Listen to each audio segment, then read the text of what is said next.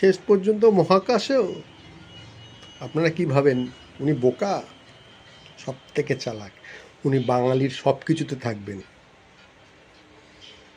বাঙালির রাজনীতি তো আসেনি, ভাষা, সব ভাষা জানেন, ভাষাবিদ, লেখক, কবি, সঙ্গীতকার, সুর, তারপরে আপনার গান লেখা মানে গান গাওয়া কিসে নেই, সব গায়ক গায়িকার ওনার থেকে গান শুনতে চাইতেন।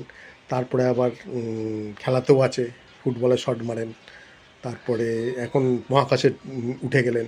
হ্যাঁ, প্রচুর ভালোবাসা, অনেক মানুষ ওনাকে ভালোবাসে, মানে ভালোবাসাও আছেন, প্রচুর লোকে ওনাকে খিল্লি করেন, মানে তাতেও আছেন।